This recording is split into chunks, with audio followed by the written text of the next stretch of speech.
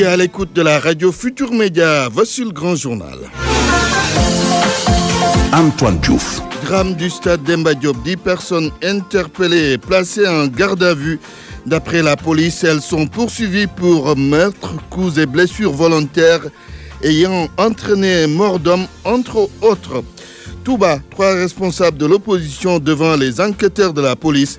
C'est pour une confrontation avec témoins dans l'affaire du saccage des bureaux de vote dans la cité religieuse le 30 juillet dernier. Assemblée nationale, la parité ne sera pas respectée pour la 13e législature. Plus de députés hommes ont été élus. Les organisations féminines demandent le respect pur et simple de la loi à l'hémicycle. Idrissa Seck fait feu de tout bois. Le président de Réumi est-il en train de se positionner comme chef de file de l'opposition? On le verra dans quelques instants.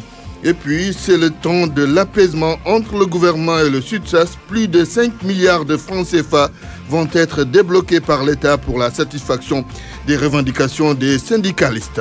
Les titres de l'actualité internationale. Bonjour Sornana Tambaye. Bonjour Antoine Diouf. Bientôt une mission de la Cour pénale internationale au Mali. C'est d'ailleurs la procureure Fatou Bensouda qui sera à la tête de l'équipe. Elle va examiner la situation des droits de l'homme, surtout avec les charniers découverts dans le nord. Au Cameroun, le Pentagone a décidé d'ouvrir une enquête sur des cas de torture perpétrés contre des présumés terroristes. Les faits se seraient déroulés sur une base militaire où sont stationnés des soldats américains. Les développements vers 12h15. Malal Junior Diagne, bonjour. Bonjour Antoine. Les titres sport, c'est avec vous. Bilan du premier face-à-face au football entre les 3 candidats pour le poste de président de Fédération sénégalaise de foot. Les techniciens se prononcent dans ce 12 heures sur les 3 programmes qui ont été présentés. Tirage au sort des rencontres de l'afro-basket féminin au Mali. Les spécialistes sénégalais de la balle orange invitent les Lions à lancer un signal fort au challenger du Sénégal dès le premier match contre la Guinée-Conakry. Ce sera pour le 18 août prochain. La chronique de Papa Sambakan comme tous les mardis. Après les élections législatives, y a-t-il possibilité de dialogue entre le pouvoir et l'opposition? C'est le sujet de Point de Vue et c'est vers 12h30. Bienvenue à toutes et à tous.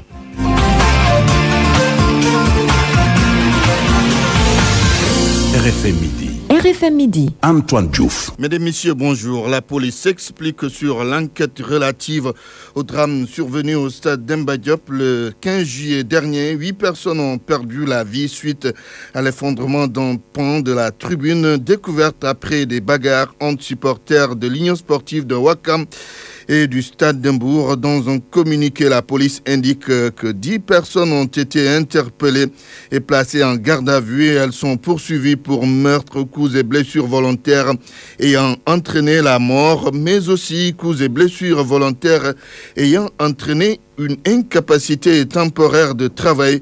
La police qui précise par ailleurs que le président du comité des supporters de l'USO a été arrêté parce qu'il n'a pas voulu dénoncer les personnes identifiées sur les photos. Il est poursuivi pour recel de malfaiteurs. Le drame du stade Demba Diop et ses derniers développements. Des supporters et joueurs de l'Union sportive de Ouakam donc ont été interpellés par la justice.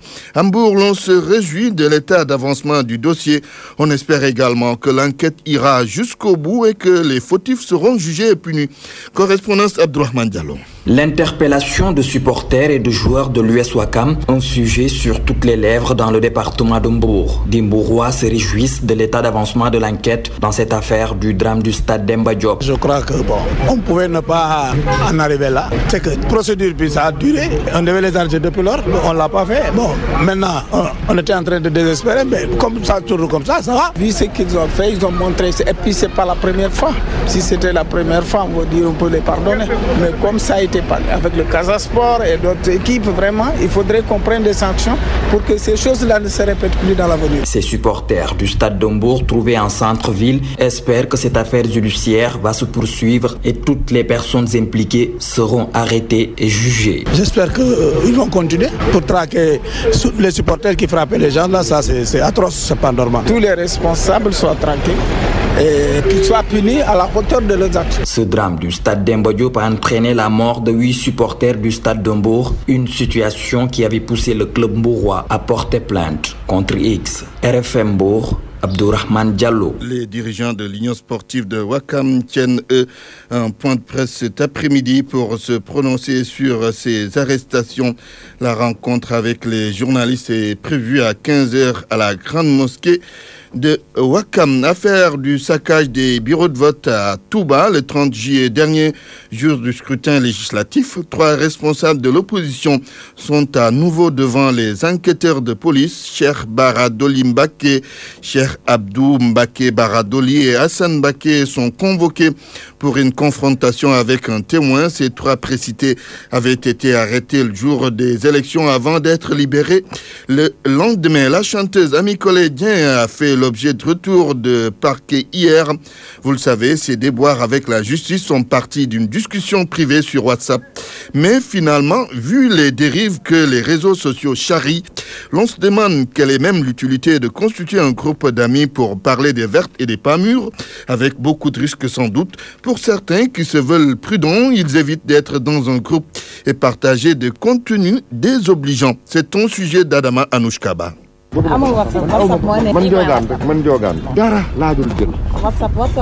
L'application WhatsApp est devenue incontournable dans notre vie au quotidien. Au-delà des liens sociaux, des formes d'amitié virtuelles se tissent à travers les groupes, mais ces mêmes groupes sont souvent source de problèmes. Ndaï, 26 ans, portable à la main, n'y adhère pas. Je faisais partie de plusieurs groupes, mais j'ai arrêté.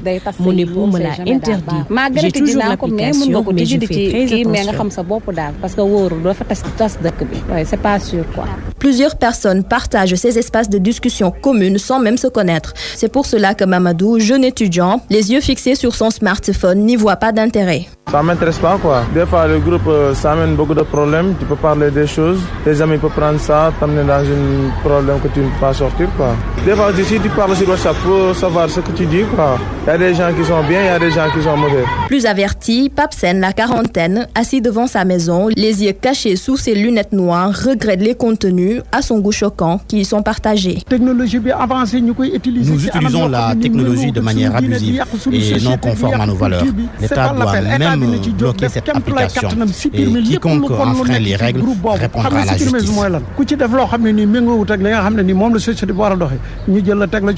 Le constat, des groupes se créent dans le désordre et sans un but précis, mais également sans garantie aucune que les contenus qui y sont partagés resteront dans le cadre privé.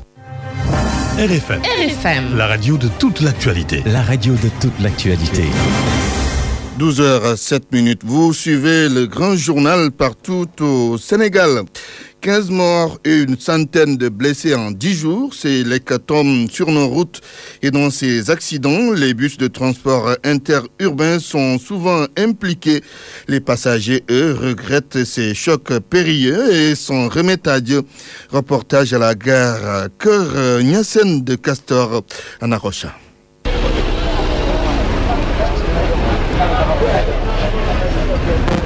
La circulation est dense à Castor, mais ce n'est pas encore le départ pour les passagers à destination de Kaolack ce matin. Ils attendent patiemment dans un long bus couleur jaune au siège usé, la ferraille plus visible qu'autre chose, dans une chaleur suffocante. Fatou Ndiaye déplore les accidents en série.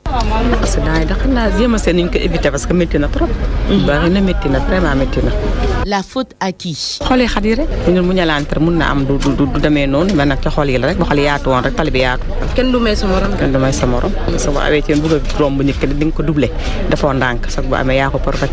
Quatre sièges en arrière. Khadi prend aussi son mal en patience, entourée de ses petits-enfants. Même si la peur l'habite, elle ne laisse rien transparaître.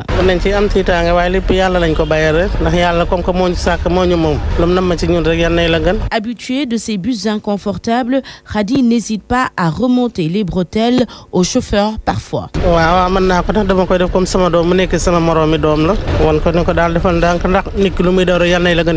Dans cette ambiance morose, Mariam a eu le temps avec sa tablette. Plus jeune que nos deux précédentes interlocutrices, mais tout aussi fataliste. Oui, c'est normal quand même. Pourquoi? parce qu'on a toujours peur. 2200 francs, c'est le prix du ticket pour faire le trajet Dakar-Kaolack à bord de ces bus dans des conditions de voyage difficiles. Mais pour des centaines de Sénégalais, c'est un mal nécessaire. Anna Rocha. La Tabaski, c'est dans 3 semaines et à Tambacounda, plus de 22 000 moutons ont été déjà enregistrés à la frontière entre le Sénégal et le Mali à hauteur de Kidira. Le gouverneur de Tambacounda, qui ne veut pas que le prix du mouton soit élevé, lance un appel aux éleveurs. Moussa Oumar Gueye.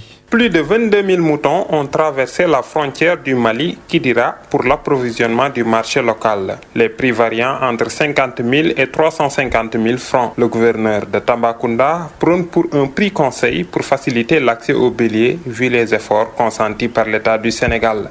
Elhadj Bouya Amar. Tambacounda joue un rôle spécial, central, parce que, mais quand on parle du Mali, Kidira, pour faciliter le transit des moutons du Mali, du Mali et de la Mauritanie, et même du Burkina, vers Dakar et vers les autres régions, qu'ils soient éleveurs ou pas, 3 convoyeurs, mais chaque convoyeur doit avoir sa pièce nationale d'identité. La coopération aussi de mon collègue de Caille, le gouverneur de Caille. À chaque fois qu'il y a des soucis, vraiment, on s'appelle mutuellement en vue de trouver la solution. L'État a pris des mesures pour détaxer, entre guillemets, pour faciliter. L'État aussi a pris des mesures, dans le cadre des points de vente, d'amener l'eau, l'électricité. Mais tout ça, ce sont des intrants qui coûtent très cher. C'est parce que l'État veut que, vraiment, le Sénégalais, de moyen, avoir un mouton à un prix conseil, bien un prix étudié. Nous avons tous remarqué que, vraiment, des fois aussi, le mouton coûte trop cher au Sénégal. Les échos sont favorables de l'autre côté de la frontière. Pour cette année, du moins, c'est le sentiment de Dr Sek, chef service régional de l'élevage Tamba. Pour l'État du Sénégal, l'objectif en mouton pour cette année est de 750 000 sujets. La capitale, Dakar, c'est 260 l'approvisionnement en mouton en 2017. L'année passée, nous étions à 10 028 sujets. Nous sommes à 22 228 sujets. Ce qui est des opérations Tabaski, la CNCAS a reçu des dizaines de demandes, les unes déjà accordées et les autres sont en phase d'étude.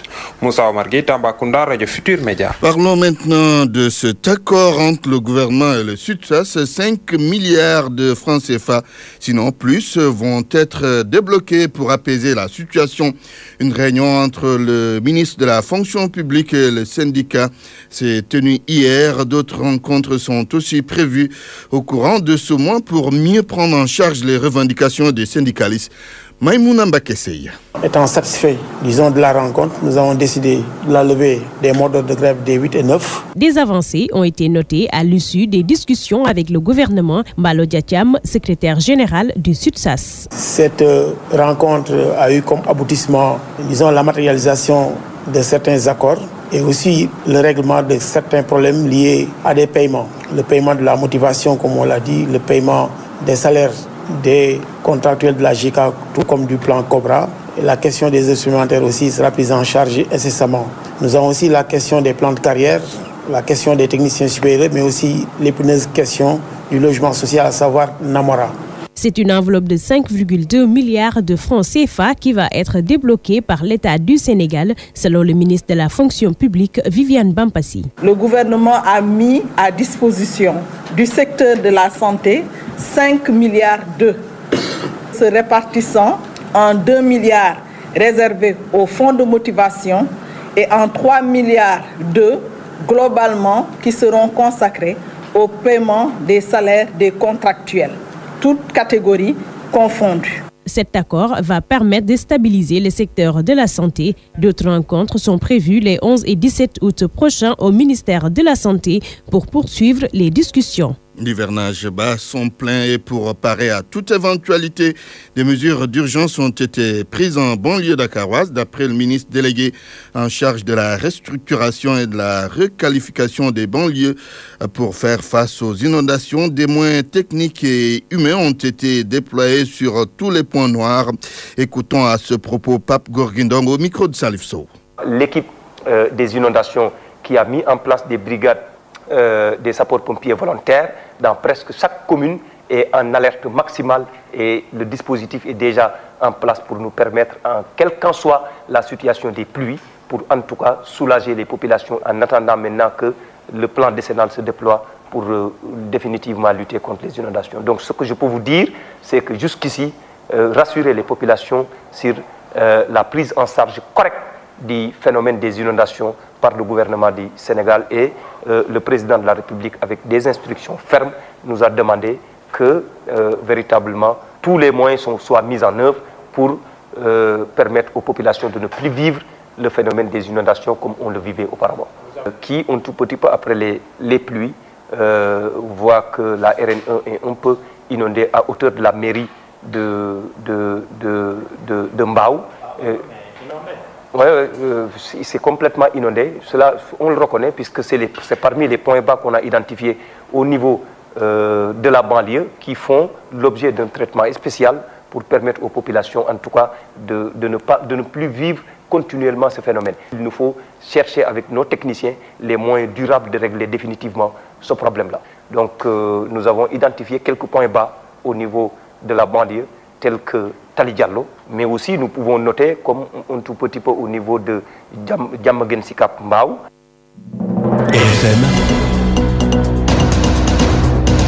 L'actualité politique. Antoine Diouf. Reconduction de Moustapha Niasse à la présidence de l'Assemblée nationale. Le porte-parole adjoint de l'APR se dit favorable pour Abdou Mbow, qui est aussi vice-président à l'Assemblée. Niasse a fait un bon travail à la tête de l'institution parlementaire et il peut encore apporter son expérience. Écoutons Abdou Mbow, il était l'invité d'RFM Matin. Il faudrait qu'on arrête de dire présidence de l'Assemblée nationale APR. Tu sais, le président de la République est quelqu'un qui est préoccupé par l'intérêt du Sénégal et des Sénégalais. Le slogan qu'il avait sorti en disant « la patrie avant le parti » n'est pas quand même quelque chose qu'il a sorti comme ça. Lui, ce qui l'intéresse, c'est l'émergence du Sénégal et que pour cela, il va utiliser toutes les personnalités capables de travailler à cette émergence. C'est pourquoi, aujourd'hui, que le président de l'Assemblée nationale soit reconduit ou pas, cela importe peu. Ce qui est important, c'est qu'on puisse avoir à la tête de l'Assemblée nationale une personne capable. La 12e législature, quand même, a eu un bilan extrêmement positif. Un bilan positif en quoi faisant, je peux dire, la traduction simultanée, c'est avec la 12e législature.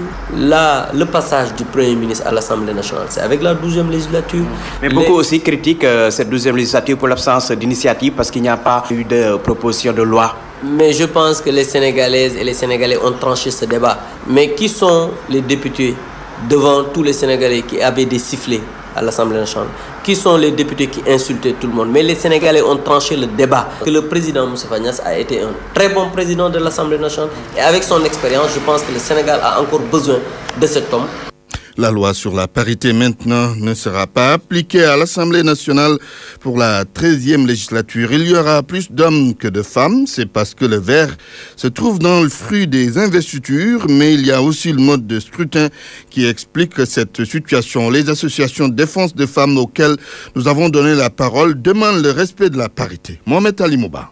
Si de manière générale, on peut dire que les investitures ont respecté la parité, beaucoup de dysfonctionnements ont été notés tout de même au sein des listes départementales. Madame Fanta Ndiaye, la présidente de l'association des juristes sénégalaises. C'est dû, je crois, à la façon dont on investit un homme, une femme. Maintenant, à la fin, si c'est l'homme qui vient à la fin, fatalement, c'est l'homme sur cette liste, il y aura plus d'hommes que de femmes. Donc c'est à ce niveau-là que le problème se pose.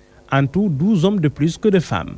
Suffisant pour alerter et poser le débat. Zainab Khan, enseignante-chercheur à l'université de Bambey. C'est le critère de recevabilité qui n'a pas été respecté. Ça, c'est de un. De deux, aussi, c'est le mode de scrutin. C'est-à-dire qu'on a la proportionnelle, mais on a la liste majoritaire.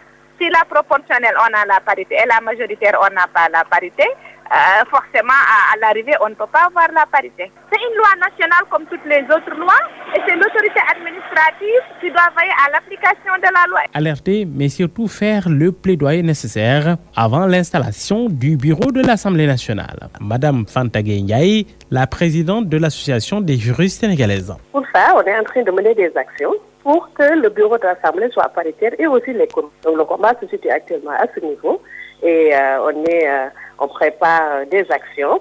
On est sur le plaidoyer et sur aussi le lobbying parce que tout cela, ça joue. À la dernière législature, le bureau de l'Assemblée nationale n'avait pas réussi à respecter la parité. Mohamed Ali Mouba, ayant longtemps gardé le silence, le patron de Rewmi sort de sa réserve et fait feu de tout bois. Idrissa Seck est-il en train d'occuper le champ politique laissé vide par l'opposition? Le président du conseil départemental de Thiès prépare-t-il déjà la prochaine présidentielle ou bien veut-il s'autoproclamer chef de file de l'opposition? Analyse Georges de Diop. La palisse. Idrissa Seck n'a Dieu que pour le palais de l'avenue Senghor. Et à défaut d'être 4e président, Idi ne crachera point sur une succession à Macky Sall. Alors là, pas du tout. Et pourquoi pas en 2019? Et c'est là qu'il faudra inscrire la posture qu'a adoptée le président de Rewmi, le président du parti Rewmi. Tout y est. Nditou Rewmi, Nditou parti Rewmi. Idi a en tous les cas donné le là à travers ses récentes sorties qui font suite aux législatives du 30 juillet. L'objectif est clair, se positionner comme leader de l'opposition dont il a fustigé la dispersion des forces, s'érigeant du coup en donneur de leçons. Le terrain est propice et le moment favorable. Khalifa Sall est dans les liens de la détention et rien n'indique que le maire de Dakar va voir son proche avenir en rose. Procès périlleux, caution dangereuse parce que sujette à interprétation. Et au PDS, Wade est atteint par la limite d'âge et peine à trouver leader à la dimension de son parti. Alors, naturellement, il faut occuper le terrain et Idrissa Seck l'a bien compris. Et au lendemain des législatives, la première règle consiste à faire dans la contestation devenue un mode d'action politique courant. Elle est institutionnelle, peut conduire à une mobilisation collective. Elle peut aussi être extrême. Et Idi, pour sortir du lot, a adopté la deuxième règle, l'opposition radicale. Donner l'image de la personnalité de l'opposition capable de secouer le pouvoir. Et cela, c'est connu. L'opinion le lui reconnaît depuis qu'il a coupé les ponts avec le régime de Macky Sall. Le problème est comment faire pour être accepté comme tel dans une opposition où les égos s'entrechoquent. La question aussi est de savoir si l'opinion qui accepte son statut va lui faire confiance au regard de son passé de fin politicien perdu dans le conflit qui l'opposait à Abdoulaye Wade. Ou alors va-t-on assister à l'effet de pis-aller? Une chose pour le moins sûre, à lui maintenant d'être sérieux, travailleur. 2019, c'est presque demain et à côté, on veille au grain. RFM. L'actualité internationale. Bienvenue Sornana Tambaye. Merci Antoine. Nigeria, Boko Haram a massacré une trentaine de pêcheurs sur les rives du lac Tchad. Des pêcheurs qui travaillent régulièrement à cet endroit à bord d'embarcations en bois. Le groupe terroriste a commis ces meurtres pour dissuader tout commerce et toute exploitation du lac par les populations civiles.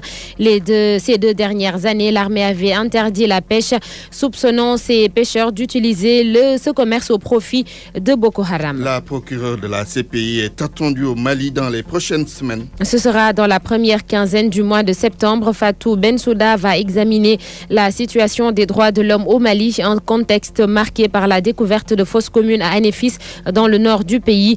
Des groupes armés, pourtant signataires de l'accord d'Alger, ont à plusieurs reprises violé le cessez-le-feu. Au Tchad, l'opposant Adoun parle d'un recul démocratique dans le pays. Le président du Parti national républicain avait été arrêté samedi dernier, puis libéré le lendemain. Mahamat Adoum et d'autres leaders de l'opposition voulaient rendre visite à l'ancien candidat à la présidentielle Laokin Médar. Les forces de sécurité les en ont empêchés. Pour l'opposant, le pouvoir veut un État où le plus fort règne au détriment du plus faible. Il ajoute avoir été malmené par les policiers qui ont pratiquement arraché ses habits. Le non-respect des principes de la démocratie ramène le Tchad 30 ans en arrière, a ajouté Mahamat Adoum. Allons au Cameroun où une enquête a été initiée pour faire la lumière sur de présumés actes de torture. C'est une annonce du département de la défense des États-Unis. Amnesty International a déclaré que les forces camerounaises ont maltraité des membres présumés de Boko Haram. Les faits se seraient déroulés sur une base militaire où sont stationnés des soldats américains. Daouda Diouf. Cela fait suite à un rapport de Amnesty International. L'ONG signale une centaine de cas de torture dans une vingtaine d'endroits au Cameroun. Amnesty accuse au premier plan le chef de brigade d'intervention rapide et les services de renseignement américains. Mais selon Africom, un commandement américain basé en Allemagne, les militaires américains basés au poste au Cameroun ne l'ont jamais informé d'éventuelles atteintes aux droits de l'homme. Cette affirmation ne convainc pas Matteo Page, un ancien diplomate américain en poste au Cameroun. Il soutient que cette réponse est mensongère parce qu'Africom est au courant des des allégations d'atteinte aux droits de l'homme au Cameroun qui figurent dans les rapports des agences américaines de renseignement et les rapports pour le département américain donc est en charge de la sécurité et que ces rapports chaque année sont publiés au Cameroun. Il faut dire qu'aux États-Unis, la loi interdit le département de la défense de venir en aide à une armée étrangère qui violerait les droits de la personne. En RDC, opération ville morte très suivie dans la capitale. D'après la BBC, presque toutes les activités sont à l'arrêt à Kinshasa. Les commerces sont fermés et les boulevards sont quasiment vides.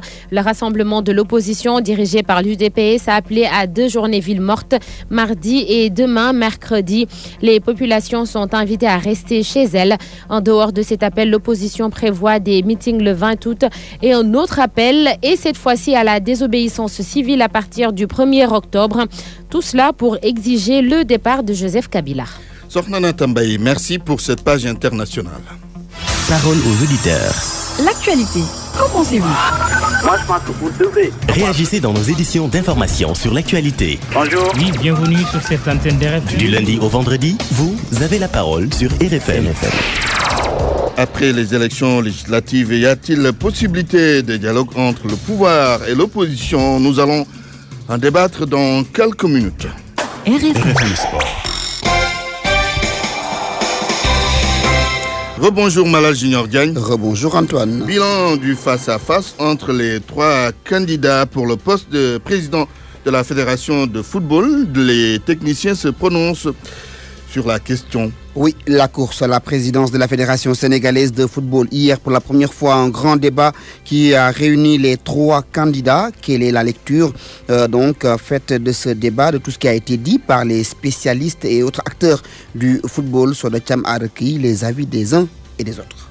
Le débat des 3 candidats pour la présidence de la Fédération sénégalaise de football n'a pas séduit certains techniciens de football, comme Cheikh Gueye, entraîneur de Guédiawaye Football Club. Durant 3 heures d'horloge, je pense que chacun des candidats avait suffisamment le temps de dérouler son programme. Par exemple, sur la formation des cadres des entraîneurs, sur la petite catégorie, le système de championnat qu'il propose, que ce soit un championnat départemental, régional ou national des petites catégories, je n'ai pas vu ça. Sur le football amateur, le foot que la FIFA, par exemple, met de l'argent sur le foot féminin, je n'ai pas vu un programme sur le foot féminin. Donc, ce que j'ai vu hier, c'était des échanges de mots des 3 candidats. Tout le contraire pour le technicien Alimal qui se dit convaincu par les propositions des 3 candidats. C'est la première fois que je suis au débat. C'est la première fois aussi que j'ai vu des candidats qui ont bien parlé, qui ont débattu. Ce qu'ils ont promis, et ce qu'ils ont promis à l'intérieur du pays, et ce qu'ils feront aussi à l'intérieur du pays, et ce qu'ils feront pour le football, tout ce qu'ils ont dit, pour moi, nous allons avancer. Ils m'ont convaincu, mais pour moi, s'ils ont ça, ils feront, par exemple.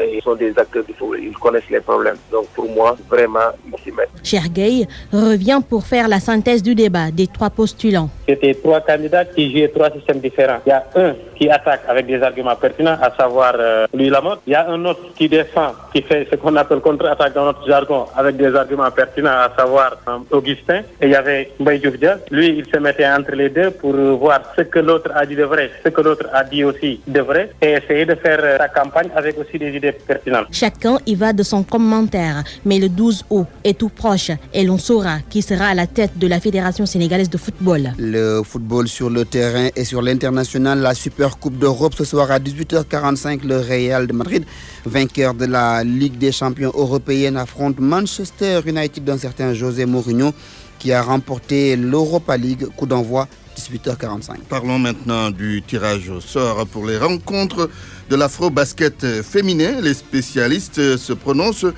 et invitent les Lions du Sénégal à donner un signal fort aux challengers, à leurs challengers, dès le premier match. Dès le premier match qui va opposer le Sénégal à la Guinée-Conakry. Ce sera donc le 18 août à 8h30 le matin.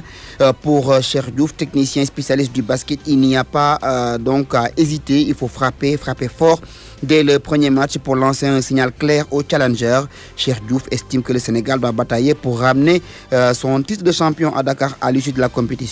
Il est avec RFM.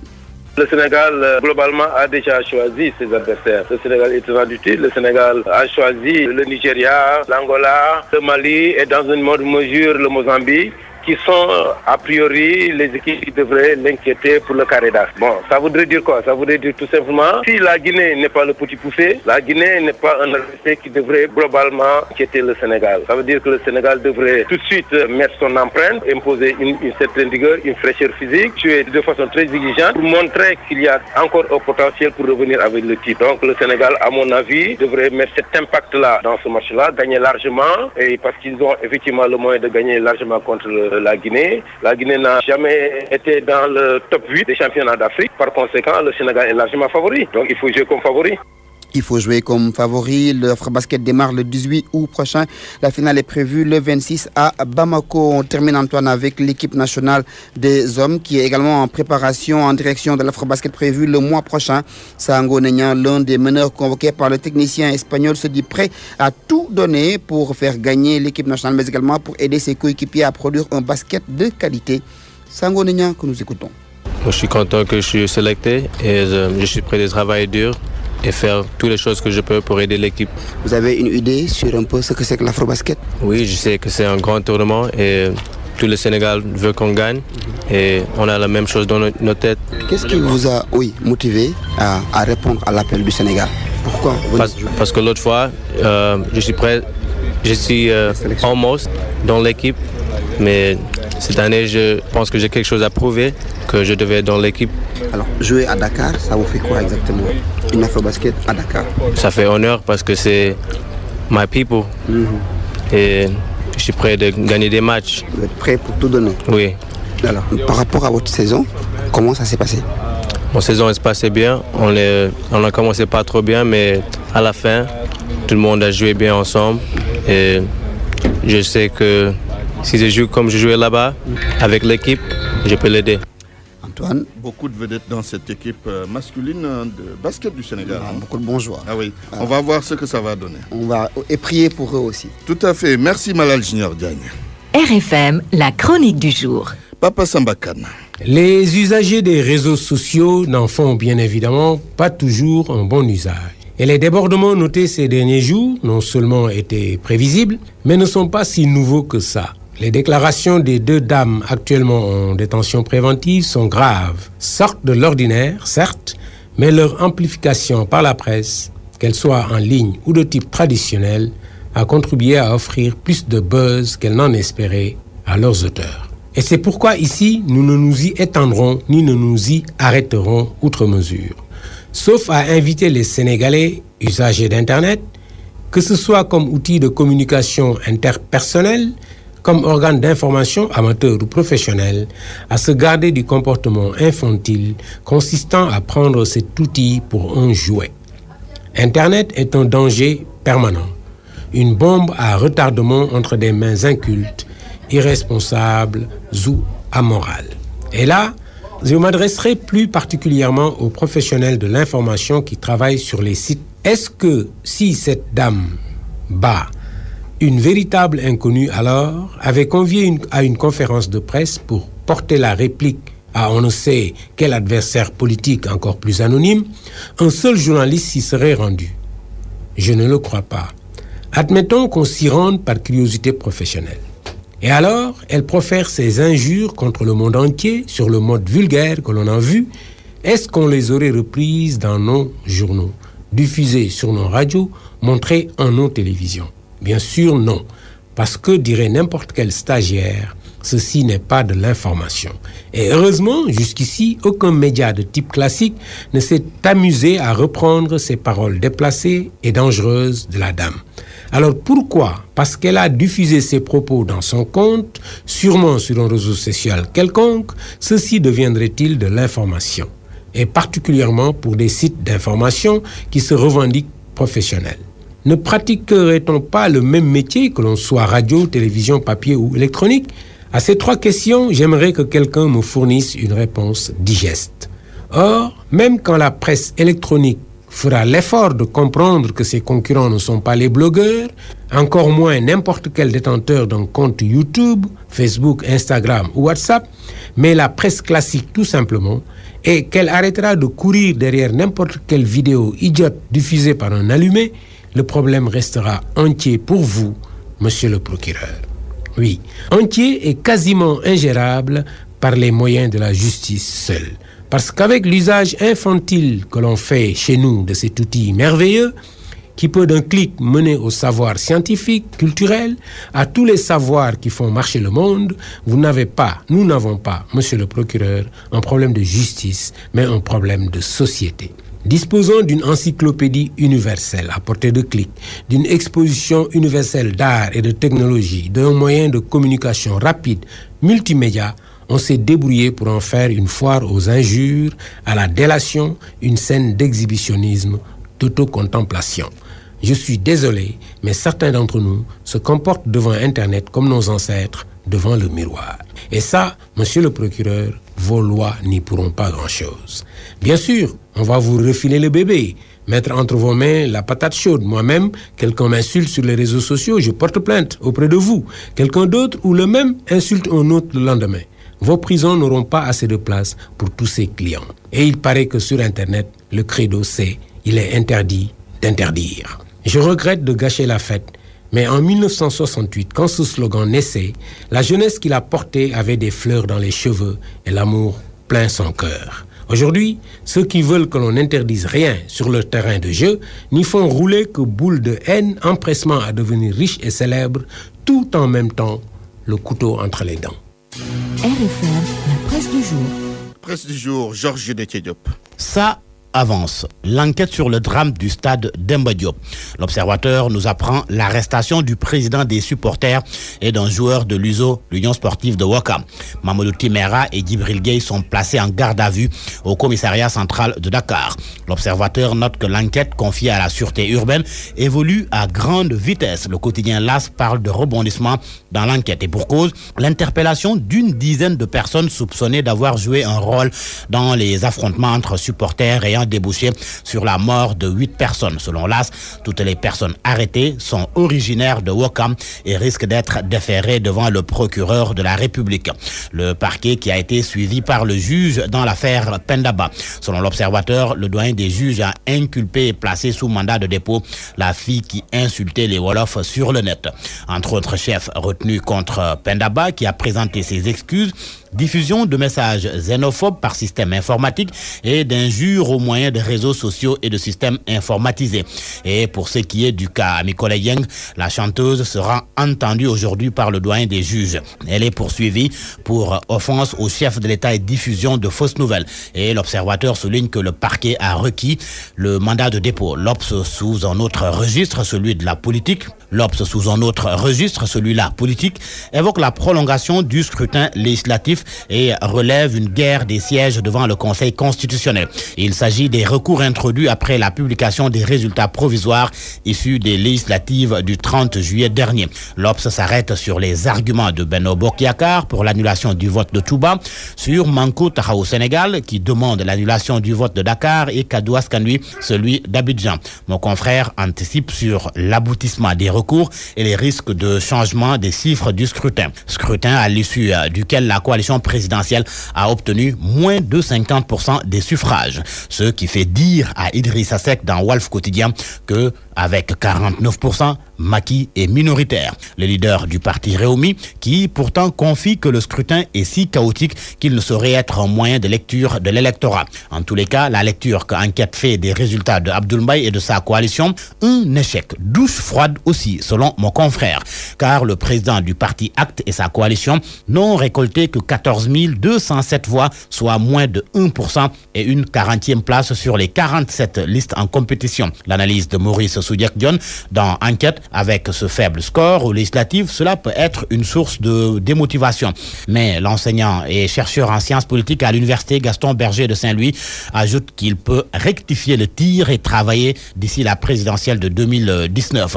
Dans le journal Les Échos, Abdoul Mbaye parle entre autres de Wade et de son implication dans la campagne. Selon l'ancien Premier ministre, si Wade était absent, on aurait vu pire. Les mêmes propos sont à la première page du journal Le Quotidien. Abdoul Mbaye a accordé un entretien à intelligence.info. Entretien repris par le journal Le Quotidien et Les Échos. Les Échos qui se fait d'ailleurs l'écho de la première sortie de Abdoulaye Baldé après les législatives. Abdoulaye Baldé qui dit assumer sa responsabilité dans la défaite à Ziguinchor, soutient que tout a été fait pour pour que ceux qui ont des ambitions présidentielles soient battus dans leur fief avec des armes ou moyens non conventionnels.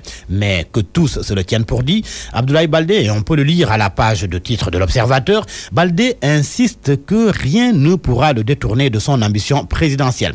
Parlons à présent du Hajj 2017, l'édition 2017 du pèlerinage à la Mecque. C'est à la une du journal Le Témoin qui s'intéresse aujourd'hui aux conséquences d'une spéculation exagérée. Le journal constate que même avec 5 millions de francs CFA, des pèlerins sont laissés en rade. Un fonctionnaire de police à la retraite confie à mon confrère qu'aucun privé ne voulait prendre ces 2 800 000 francs CFA et dire que le package est officiellement fixé à 2 650 000 francs CFA par le gouvernement. À la une de Libération, nébuleuse autour du marché relatif aux travaux pour la voirie et les réseaux divers de Pointe-Sarène. La SAPCO épinglée, la RMP a annulé la procédure. Libération parle d'un scandale de 7 milliards de francs CFA. Sport pour terminer, Stade met en exergue la Super Coupe d'Europe avec Cristiano Ronaldo à la une du journal. Real Madrid, Manchester United à 18h45. Et pendant ce temps, Sonolam revient sur la retraite du meilleur lutteur du cinquantenaire. Un dossier dans le journal. Et c'est pour souligner que Bassoul cherche successeur à Yekini. À vos kiosques et bonne lecture. Point de vue. Regard croisé sur l'actualité du jour. Après les élections législatives, y a-t-il possibilité de dialogue entre le pouvoir et l'opposition? Vous avez la parole. Parole aux auditeurs. L'actualité, qu'en pensez-vous? Nous avons deux intervenants. Le ministre Chersad Fall. Bonjour, monsieur le ministre.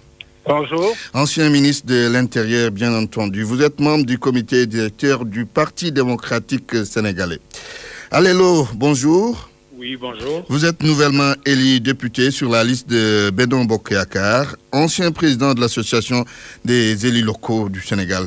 Alors, d'abord, le ministre Chersad Fall. Aujourd'hui, on est sorti d'un scrutin législatif contesté par certaines coalitions. Mais alors, peut-on ou quelle place au dialogue entre le pouvoir et l'opposition? Oui, je vous remercie d'abord de m'avoir invité à cette émission. Vous savez, dans une démocratie qui fonctionne bien, je crois que c'est la moindre des choses que les acteurs politiques qui sont sur le terrain puissent se parler. Et c'est ce que nous souhaitons pour le Sénégal. Et ce qui s'est toujours passé, bon an, mal an, que ce soit sous le régime de Senghor, que ce soit sous le régime de Diouf ou de Wade, les acteurs politiques se sont toujours parlé et à un moment donné ont trouvé un consensus sur des problèmes qui étaient des problèmes liés non seulement au fonctionnement du système électoral, mais aussi à la marche des institutions et du pays.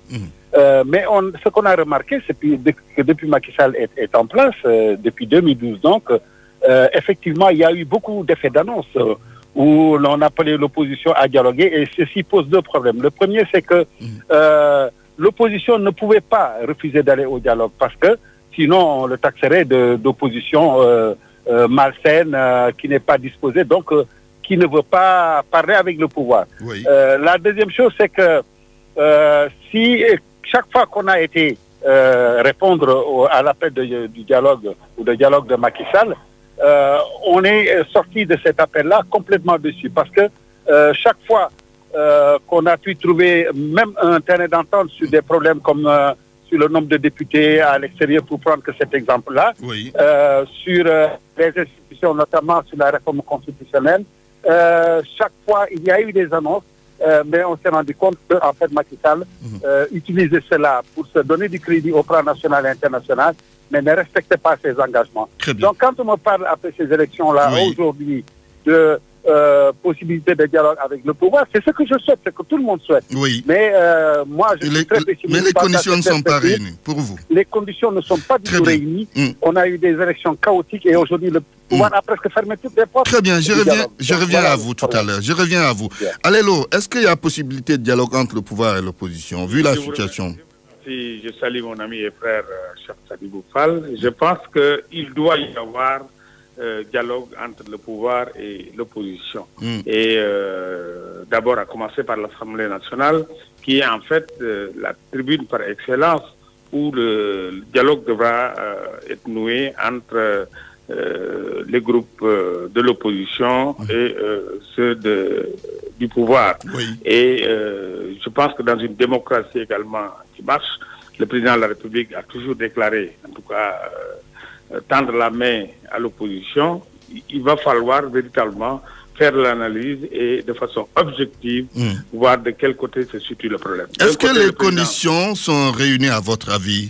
Je pense que rien ne s'oppose à ce qu'on n'aille pas vers le dialogue. Si nous sommes tous préoccupés pour le développement du Sénégal, nous pouvons avoir des divergences en matière d'appréciation, en matière de programme, mais vraiment pour l'intérêt général des populations qu'ils ont élues et qui attendent de nous un Sénégal émergent, je pense que nous devons forcément nous mettre autour de la table pour discuter. Maintenant, au moment des caravanes politiques, que chacun puisse, mais pour l'essentiel, je pense que après les élections, c'est le travail et pour cela, nous devons forcément, entre acteurs politiques, toutes les sensibilités confondues, d'abord au dialogue au niveau national, mais également au niveau de l'Assemblée nationale. Je reviens à vous pour boucler. Cher Sadou Fall, l'audit du fichier électoral, une exigence d'une partie de l'opposition Manko Tahaou Sénégal pour ne pas nommer cette coalition, le départ du ministre de l'Intérieur, une autre exigence.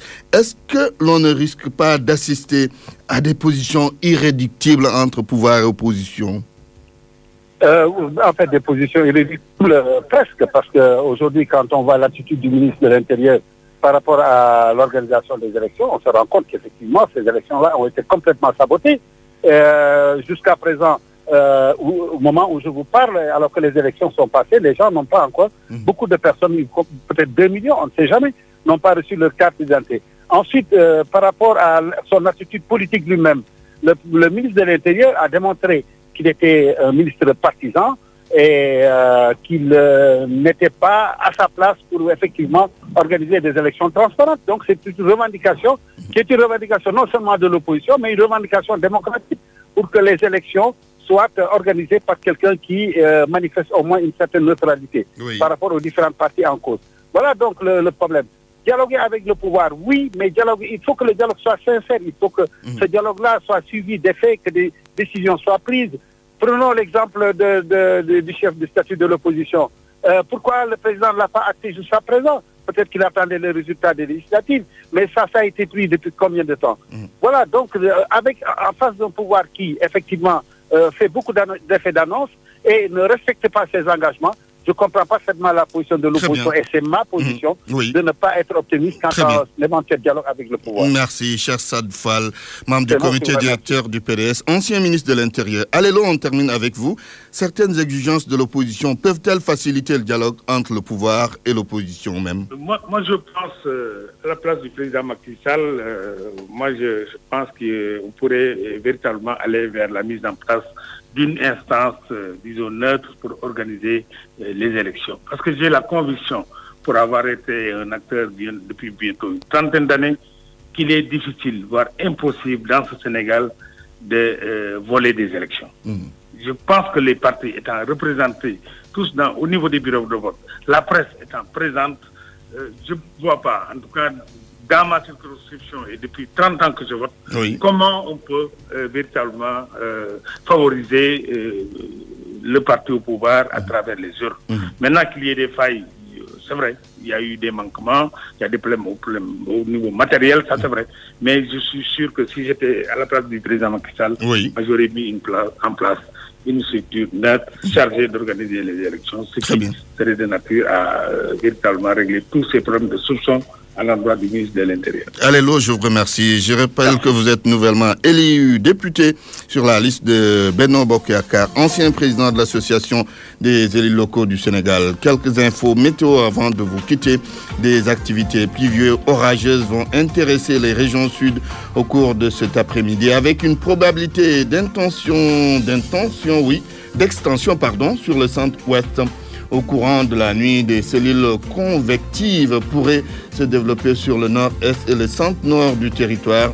La sensation d'une chaleur humide se maintiendra à l'intérieur du pays, principalement sur le nord-est avec des températures maximales qui vont varier entre 35 et 39 degrés. Le rappel de quelques titres. Antoine Diouf. Drame du stade de Demba Diop, 10 personnes interpellées, placées en garde à vue. D'après la police, elles sont poursuivies pour meurtre, coups et blessures volontaires ayant entraîné mort d'homme, entre autres Touba. 3 responsables de l'opposition devant les enquêteurs de la police et pour une confrontation avec témoins dans l'affaire du saccage des bureaux de vote dans la cité religieuse. Journal présenté par Antoine Diouf à la technique, Vincent Mamadou Diop, réalisation El Hadj Daouda Diouf et El Hadj Ndiogou Diène. Pape Oumar Diaw était à la régie. À 13h, la grande édition en Wolof sera présentée par El Hadj Ndiogou Diène. Tout de suite, c'est Dialgat Chibar. Excellent après-midi à toutes et à tous.